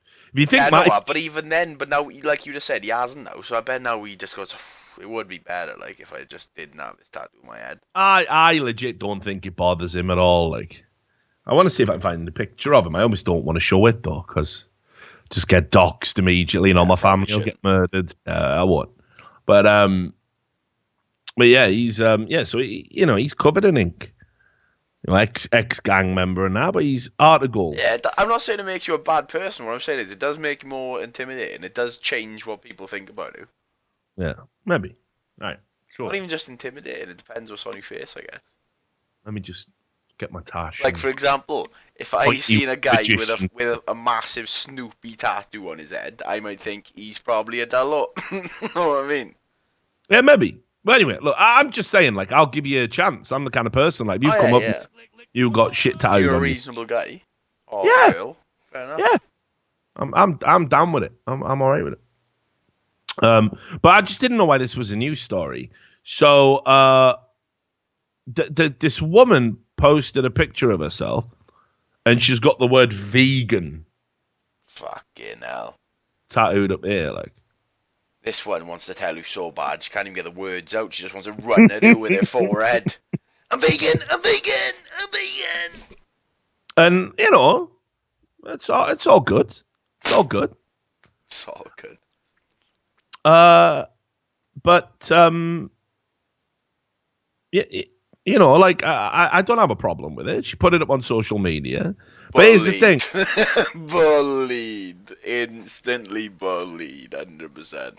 The thing is, like, obviously, some people are gonna say that's a bit stupid, that tattoo, isn't it? Like, people are gonna say that, even if it, because it is almost objectively is. I don't even think it's a point of opinion. I wouldn't get meat eater like tattooed on my forehead or something. Yeah, exactly. I wouldn't do that. Like, I'm just gonna get carnivore tattooed on my head. Yeah. It would be a bit stupid. That's my opinion. But that's that. Like, hang on, is someone being a fucking idiot in the chat again? Let me just pause. Electromagnetic. Did he go? Where did he go? What's he saying? He said, what is? Yeah. Ages away. Oh, he's just another Islamophobe. Well, I don't even like the word Islamophobic.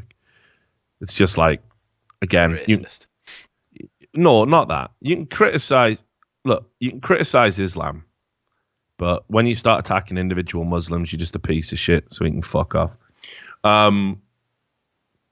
Anyway, so like, yeah, this tattoo is just a bit silly. And like, if you put it publicly, if you put any form of art, have received eggs, yeah, like people are gonna understand the show now. So today I was, I was climbing the walls. I'm trying not to have a drink, right? Because I'm trying to get in shape, trying to get down, I've been losing £1 a day. I'm eating, eating healthy. Have you been spending it, bud? Hey, on your mark. Hey. Yeah, no, she makes banging hot dogs and shit. Yeah. I've been giving her a bang. Been robbing out. So anyway, so I poured all my booze away. I literally this is probably something alcoholics do, Sam. So I went. Probably. It's usually what they do before they go to rehab, mate. Well, I just didn't trust myself, so I had like a bottle of rum and a fucking, bottle of wine in the fridge and a few cans and that, just like the standard fare that you would have to get you through another day. Because my view on alcohol is this: I don't think I'm addicted. It's just fucking liquid fun, though, isn't it? First sign of an addict, by the way. I'm not addicted. I just drink it every day because it's fun. It is. It's liquid fun. Oh, my liver's rotting, Sam. I'm going to die. Oh, I love it, though. I love it. There isn't a situation in the world that wouldn't be better with alcohol. Alcohol will improve everything. What, a root canal? If you're pissed getting a root canal, you don't give a fuck. Yeah, but what I mean is if you're drinking while you're root canaling. It's drilling. It's liquid fun. Funerals even. Oh, I'm going to miss you. Everyone gets What do you fucked do up at immediately? You get fucked up, don't you? Yeah, exactly. Just fucking, that's what it's all about. People say Skydiving, probably not. Like driving, obviously, if you weren't going to fucking plow into someone. Just booze just makes things more fun. Richard, I'm a bus driver and I admire your advice. And tomorrow I'm going to live my movie. Don't drink and drive, ever. Don't drink and drive. It's bad. But you know what I mean? Yeah, but I'm just saying, everything is more fun with booze, right? So Could say that about another substance as well, really. So, but I didn't trust myself. So I poured it all the way down the sink, like you saluting it. Thanks for your service, rum. Down you go, mate. And then I was climbing the walls. I had nothing to do, So I was like, fuck it. I'm just gonna shave my beard weird. Just gonna try something different. Fuck it. And I'm gonna rock. Give yourself a Monopoly man mustache, like. Yeah, I'm gonna fucking Do rock. not pass go. Do not collect $200. I'm gonna start growing this back in and then filling this in, but this will be longer than the rest of it, right? All So right. I've got a plan. And see, I don't give a fuck. I don't give a fuck if people are going, oh, ha, your mustache, ha. Fuck you, I'm a baller. I'll do what the fuck I want. You're gonna look like the German in Django Unchained, his long ass mustache, like. Yeah, exactly. You see what I'm talking about? Y'all want to live your little insecure lives, right? Like not having the balls to just go out in public, except looking the one prescribed way you're supposed to. Fuck you, I ball out of control, mate. So anyway, I did that, and obviously people are going, ha, you look like a homeless Dr. Disrespect. An even villain. Yeah, or whatever. Now, people mock you when you do things. So why is it news? Why have you taken it deep? Because she's tattooed the word vegan on her head. And why Today at 9, bong, Dallo tattoos vegan on her forehead, bong, 8-year-old man fist cow, bong. Right. Just listen to it, right? She in a hard-hitting interview with Lad Bible, I chose to get this tattoo as I'm incredibly passionate about veganism. And no, I'll be vegan for life. Vegan for life, y'all. For lifey. Of course, the tattoo on my face received quite a lot of negative reactions because people seem to get upset when they see the word vegan. It's not that. It's not that, is it? People seem to get upset when they see tattoos on people's heads. It's just a cultural taboo in the West for some reason. We're not Maoris, You would look a bit weird without one, wouldn't you? I believe this upset comes from a feeling of defensiveness because I encouraged them to think about the consequences of their actions. Incorrect. It's because you look like a bit of a creep with a fucking tattoo on your forehead. That's why, Matt. That is exactly why. And also, I've had lots of comments saying I'm unemployable, which doesn't matter to me since I've been self-employed since I was 18, and it's easy to cover with makeup and a fringe. Sound. It's easy to cover with makeup, a fringe, and about 6 cans of hairspray in a cardboard box.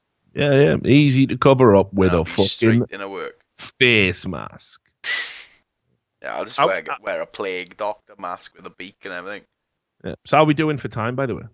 How long have we been on for? Ooh, I reckon hour 50.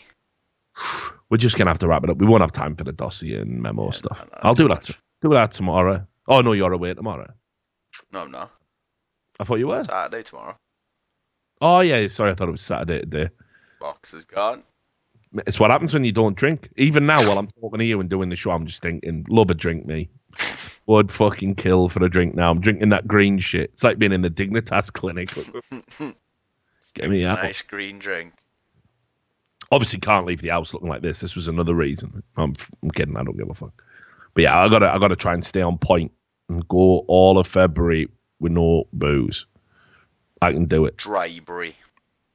Yeah, I can do it, mate.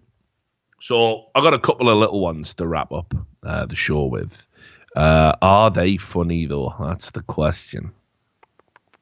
Let's just get this one out the way. Right. So first of all, there are few people on planet Earth I find as loathsomely stupid as anti-vaxxers. Right. Wait, what? Oh, right, okay, anti-vaccine, okay, yeah. People who are anti-vax. But you meant anti-vac, as in like CSGOs, eh?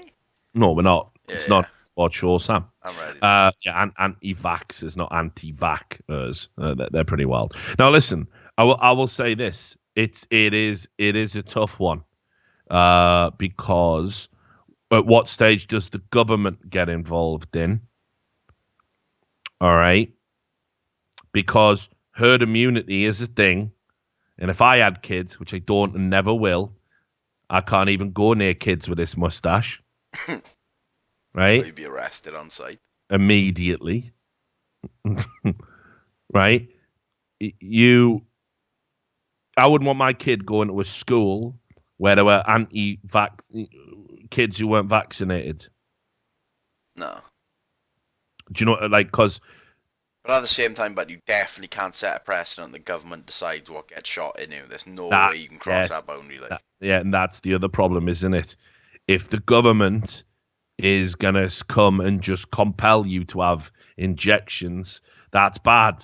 But vaccines are good. But what if one day they wanted to just fill you full of, I don't know, soy or something? Yeah. Or if one time they got it wrong and maybe one vaccine they gave everyone was fucked. Yeah. There's a short story by who's it by now? I want to say J.G. Ballard. That was close. Is it? Hang on, let me just check it. It might be Stephen King. No, it is actually Stephen King. Why did I think it was Ballard? Bellamy. But yeah, basically, oh, hang on. No, have I got the story wrong?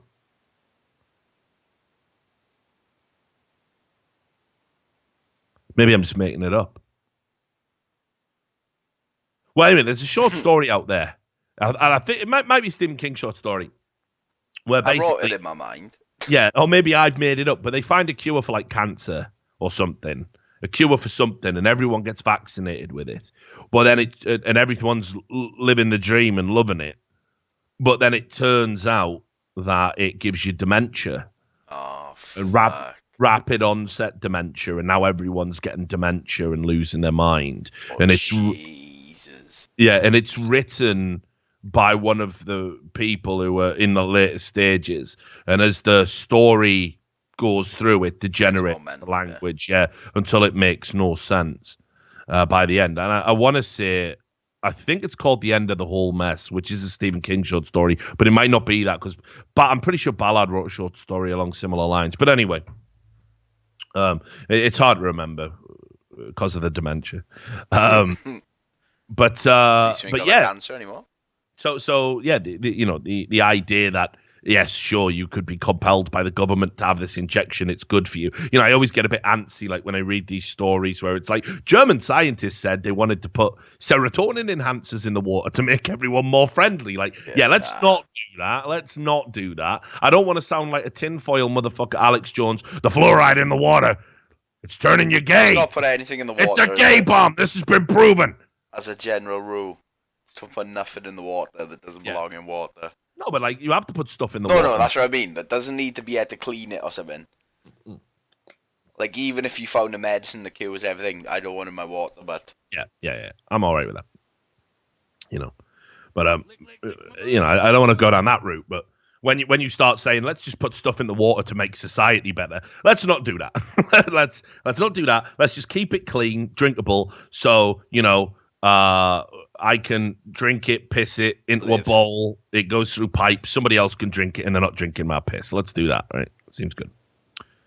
So anyway, the point of this is I don't like the idea of government compelling you to have injections. But I think if you are going down this anti-vaccine or linking vaccines to autism route, you're a fucking moron, and you are actually dangerous. You're one of those dangerously stupid people. It maybe if there was some law where it's like you could choose not to give your kid a vaccine, but like there's some sort of you have to go to a special school for just gross kids. Germy kids. Schools, like I don't know. I don't want to get my kids. If I've got kids, do you know what I mean? There's got to be some like mutant school, just mutant kids, 3 arms, just growing shit. Yeah, you can't do it. Like it's too fucking much. So anyway, I found a group of people more stupid than the people who believe that vaccines cause autism. And it's not flat earthers. No, I mean, like, they're just trolling, surely. Nah. I mean, apart from Eddie Bravo, he doesn't know where the fuck he is anymore. Lost.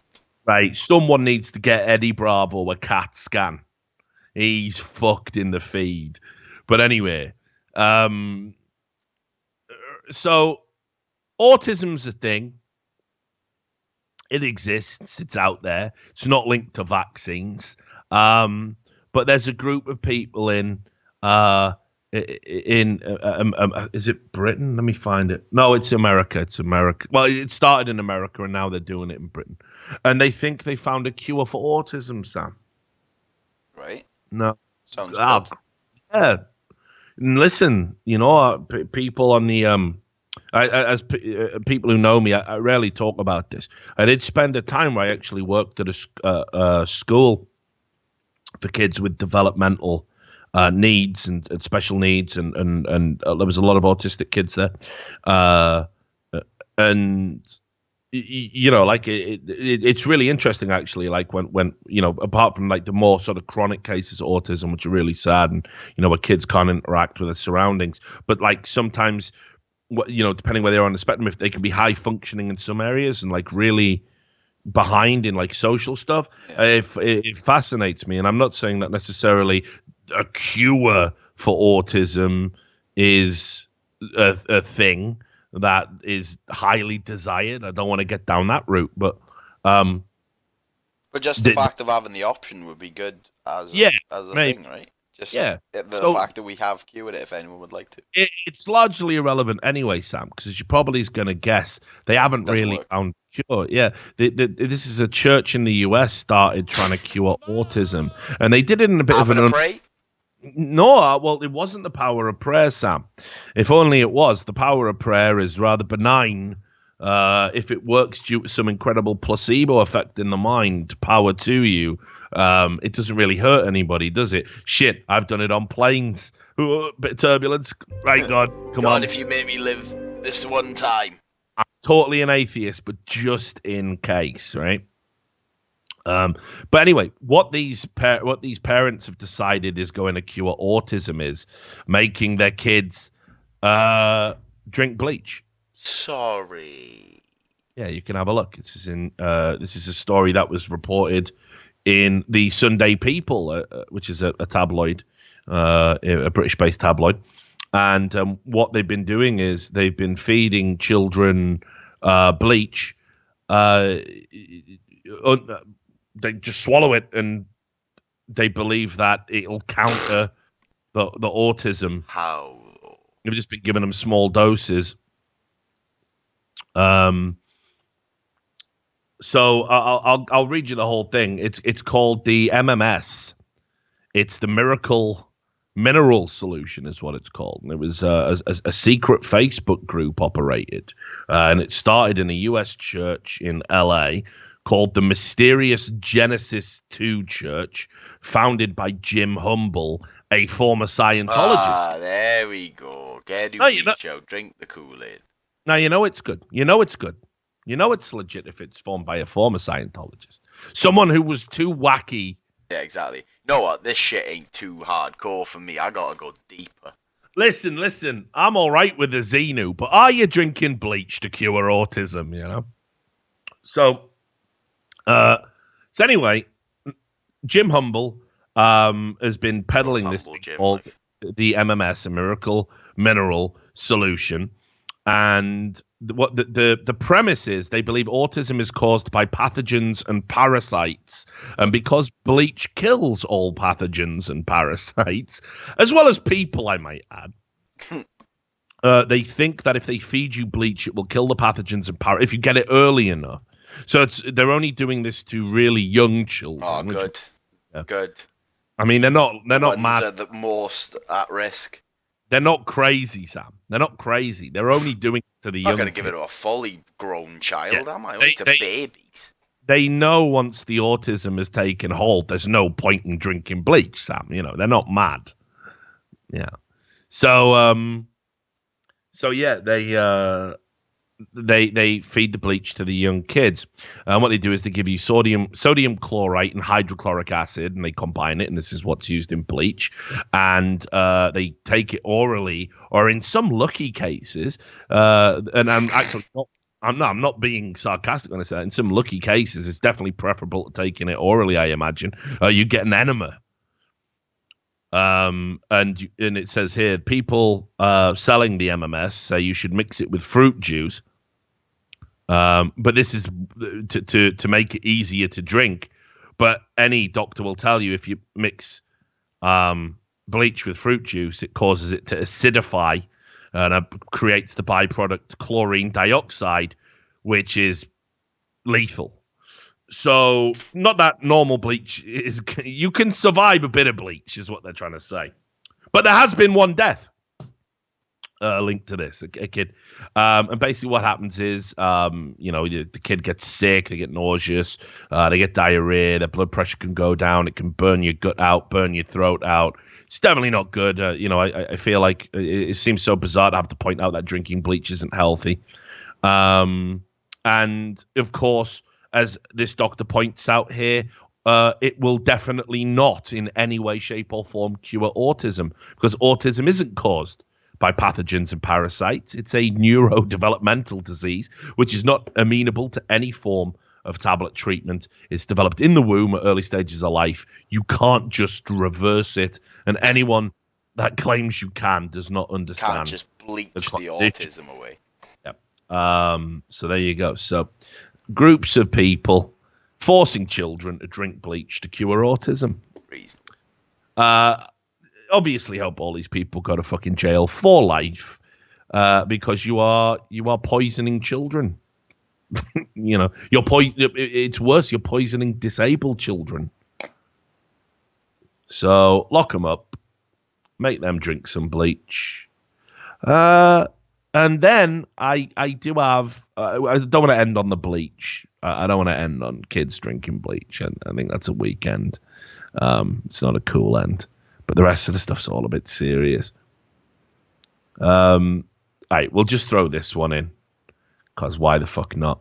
It's not. There you go. It's not particularly funny, but we'll just go with it. Right? Do you remember a time before everyone was obese, Sam? Do you remember? No. Do you remember? It was crazy. And look, listen, there's got to be something going on, because there's just more fat people now. It's almost like there's more food places as well. Fast food places. But this thing, like I remember my granddad, my grandmother, fucking hell, the shit they ate. It was unbelievable. Like I told you, my granddad used to be a butcher at one point in his life, and he just used to be like, right, he'd bring home like a sheep's head. No, just boil it in a pan. You'll get that would be the stock, and then all the fat that rose to the surface. He'd keep that, and he'd make suet puddings out of it or something. Fat. They fucking loved it. They loved fat. Butter on everything, real butter, salty. And they all lived to low carb, didn't he, mate? Now, my granddad did die of organ failure, right? But he lived to a ripe old age, and he had been in the Navy. Yeah, once you're old, most people do die of that, don't they? Yeah, exactly. And I've told on stream before about the one time he just ate a candle. When he was hungry one day, and he didn't want to cook something for himself. He couldn't be asked. So he ate a candle. This is legit, because it was a tallow candle, like it's beef fat, you know. And he just Oh, it smells beefy. yeah. So he just melted a candle in a frying pan and started it with bread and went to bed. That's so mental. That's how he's rolling. This is how he's rolling. Like. Rest in peace. What a fucking baller, mate. That was my granddad. Like, that's legit. That's mental. So anyway. Granddad, that's a chip you don't record. You ain't gonna be eating candles. I was a bit late. But like, you know, up north, you used to have bread and dripping. Yeah. That's the thing, but not candle and bread, like. Yeah, but it dripping is just fat, like, so. Yeah, but surely the candle wasn't only fat. Well, it probably had a bit of whack. Yeah, exactly. No, mate, I don't think so. I think it was a tallow candle. I'm pretty sure it was. But anyway, he did just eat a candle, so that's fine. He was a gangster. He didn't give a fuck.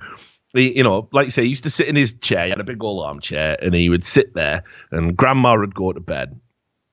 And he'd get arseholed on rum, and he'd start talking about the war and all the Germans he'd killed and stuff. It was like, he was a fucking player, mate. So if he wants to eat candles, he's good in my book. Didn't even claim his medals. That's how much of a hero he was. Didn't want to be reminded. So after he died, my uncle got them for him, because he was like, I used to say him all the time. I was like, Granddad, why don't you want your medals? You earn those medals. And he was like, if you ever go to war, you wouldn't want a reminder of it in your house either. So he knew. But he did what he had to do. He was a hero. He was on a boat that sank off the coast of Turkey. He was a bit like Uncle Albert. So he was a fucking real G, mate. And if he wants to eat candles, he can fucking do it. So anyway, I don't know why people are obese, because as I said, he was eating candles, he was eating lard, bread and dripping. My grandma was the same, you know, and she had angina and she never fucking croaked from a heart attack. Butter, fat, stews, casseroles, meat, all the time, fat with everything. And yet people are fatter now. People are just mad obese now, aren't they? But yeah. Been introduced to fucking industrialized sugar. The good. Well, this is the thing, right? So I remember I've got a mate called Big Steve, right? And Big Steve. Yeah, Big Steve. He's from hang on, I must gotta get it right. No, Llandudno. Llangollen, right? From Llangollen. And he worked as a PE teacher. And he flirted with getting fired one time because some kid basically had a note from his mum saying, like, I don't want my kid doing physical education in case he overexerts himself. He was a big tubby 12-year-old with boobs and that. So he slapped his tits. So he. Come on, chubby, get on the track. So Big Steve sat him down and made him write an essay instead of doing actual physical exercise. And the essay made him write was how fat kids were spoiling everything. Because they were taking E numbers and stuff out of like food and changing school dinners and all this. So he was a bit of an arsehole, but I think that's pretty funny. Probably he's abusive, whatever. But anyway, so it's I remember, unreasonable, but it's funny. Yeah, massively unreasonable. Anyway, so fucking, it is weird, right? How like we got fatter kids and stuff now. But here's the thing: I definitely think it's about self-control. I know why I'm overweight. I drink a lot. I don't exercise enough, and when I'm drunk, I make bad food choices, and I'll just eat any old shit. What's that? What's that? You having a bit of Sam? Pig's arsehole? Yeah, split it, mate. You know, because you just blick. You say you drunk. When you sober as well, mate, I've seen you make some questionable food decisions. Depends. When I'm hungry. Depends. Sometimes mate, I've seen you slaughter a good 3/4 of a cow, like, from one barbecue place. Yeah, fuck, don't put barbecue. Yeah, in front of exactly. me. Fox Fucking hell. Bros is coming in. Bit, Like. I'm only human. I'm only fucking human. When I was at the major, it was just like, right, this is it, because I'm having a big health kick when I get back. I was ordering massive ribeye steaks to the room every night, like fucking, all right. So bad food choices, but I wouldn't want the government to sort of impose changes and companies be forced to impose changes. And have you noticed that they are? It started with e-numbers. Like in the 80s, kids were supposedly hyperactive because of e-numbers. So they started taking them out of certain suites. Smarty or whatever the fuck it was. Yeah. And do you remember, how it was when you were like, right, well, you see, you're too young. But in the 80s, we had straight fire sweets, mate. They were, it was straight fire. It was like being on drugs, man. You'd pop some fucking classic 80s sherbet, foaming at the mouth. He's on cat. And then I tried them now, and I'm like, fucking hell, these are shite. They don't even taste the same. They don't even taste the same. You get a fucking mix-up, we used to call them, a mix-up from the fucking corner shop, and the fucking just raw sugar. Yeah, those are bagging. Yeah, right? Fucking £1 mix or something. Yeah. It was fucking great, Sam. So, and right, and when I got a little bit older, pot noodles. Used to love pot noodles. Full of fat, absolute garbage. Just used to love the way they taste. Have 2 or 3 of them a night, no problem. Wasn't fat. Used to do all that shit, Used to work out and stuff. I was a kid. I had a pretty high metabolism at some point in my life, evidently. But I used to love that. And then I had pot noodles, and I'm like, fuck, You remember I told you I paid all that money just to get like a crate of pot noodles, flown out from the UK. I was just, Adam, this is shit now. They're shit now. And they've had to change everything. They haven't changed everything because they can't put the same chemicals in, and they can't put as much sugar in, and they can't put as much salt in. And food is just shit now. Food is just shit now. And Black Thomas Prime is right. The only good pot noodle is a Bombay Bad Boy. Yeah. It's still banging. They are still banging. But even still, I remember them being fucking, 100. Now they're about 90. Yeah. Lucozade tastes different now. Yeah. Everything tastes, it does, doesn't it, right? It all tastes shit now. They just changed the iron brew recipe. But here's what you can't do. Here's what you must never do. If you're making all the food shit to try and make us less fat, please don't fuck with the portions. Don't fuck with the portions.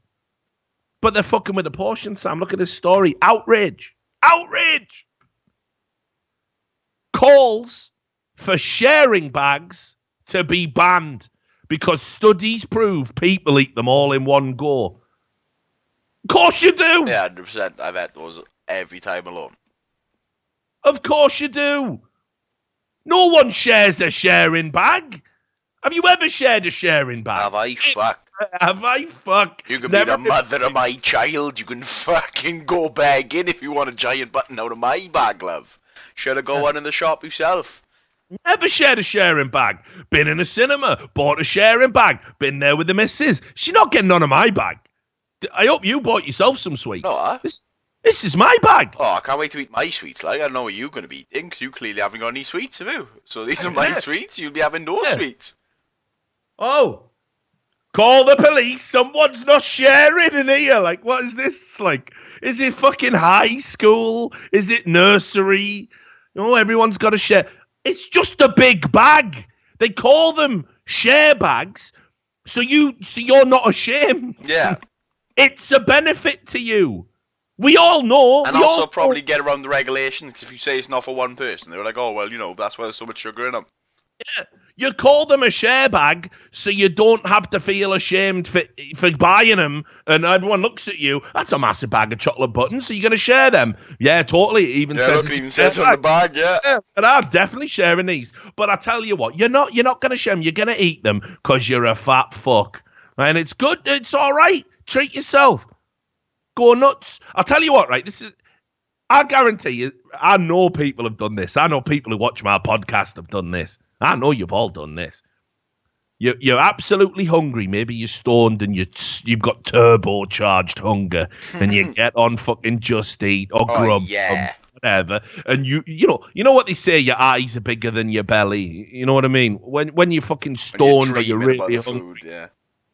Right, and you just go nuts, you order it. You go, oh, well, I'll get a pizza and I'll get a large one. Oh, and I suppose I'll have some cheese sticks as well. I'll get some chicken tendies as well. Yeah, onion rings. And let's add some chicken on that as well. Like, I can definitely eat 6 nuggets right now. And you're not even processing how much food this actually is. And it's all for you. Oh, and I better get some dessert as well. Comes up $90 or something, like just some disgusting amount of food. And while you're waiting the 40, 50 minutes it takes for them to make it, you're just waiting and it arrives. And then you realize this is a fuck ton of food. This is so much food. So when the delivery guy gives you this massive pile of food, you turn around and you go, food's here, lad. Because you don't want him to know. You don't want him to know it's all. He's having a private pretend party. Calm down, the food's here, calm down. And it's just you on your own. Now, I want to see in the chat. I want to fuck this. Come on. Be bold. Press 1 if you have done this. I want to see this. I want to fucking do a poll. I want to do a poll. Because I know this is something that big people do. I know this is something that... Look, here you go. Look at this. This is a real phenomenon that motherfuckers are doing every day. You might ban our sharing bags, sir, but you will never, ever, ever ban my right to lie to a delivery guy. Yeah, the classic is, mate, if you order loads of food on Just Eat and you're getting drinks, I get 2 separate drinks because then it looks like it's 2 separate orders. Really, I just like 2 different kinds of drinks tonight, big man, so I'll be having a different taste. There you go. And someone in the chat goes, I stopped doing that and lost £50. That's a little joy. The thing is, what makes me worried now is, because so many people in the chat have said they've done it, does that mean all the delivery drivers know you're just full of shit? Yeah, probably. Oh, God, that's awful. That makes it even worse. Imagine if you do it next time and the guy just goes, there's no one here. I know, imagine it. Imagine how fucking sad that'd be. It's okay, sir. We know you live alone. Thank you. You know, hold that L. Oh, that would kill you. But, like, I'll tell you what, right? Gotta give a shout out to all those fucking wonderful delivery drivers, all the delivery people that let you fucking live that lie, that don't call you out on it. Thank you. Thanks to every one of you for protecting my feelings. So, anyway, fuck it. I think we can end the show there. Let's go bad. Got a new bit if I ever want to fucking get back into stand-up. I think that'd work on stage, man. If anybody takes this bit off this podcast, any comedian start doing this, let me know. I'll get at them. If there's any fucking Dennis Learys out there, you will let me know. But anyway, so there you have it. Almost up to 475 subs. Thanks to everybody who subbed over the course of the show. All the people who donated, especially the crazy donations, $500 and $50. Really fucking appreciate it. Yeah, really appreciate it. Going to give that to Sam right now. Big slice. Remember when we hit 475, free t-shirt for somebody. We'll probably be back tomorrow to do the memo stuff. But I have lined up some guests. I've been reaching out, as I've said. They're coming. Nathanius is going to come on. I actually talked to the league player Tarzaned about coming on. So that's something. So there's a bunch of interesting people lined up. We might even just do it where we do like a little bit of a show and then have a guest on. I don't know how we're going to structure it, but it's going to happen. But for now, for today, I'm going to let Sam go to bed, have a coup, give him some money. I'm going to go and fucking order a massive takeaway. Tell this people in the house. Just talking about it, mate. Just talking about the lie has excited me. So I'm going to go fall off the food wagon. And until tomorrow, take care of yourselves and we'll see you on the next episode of The Richard Lewis Show. Peace.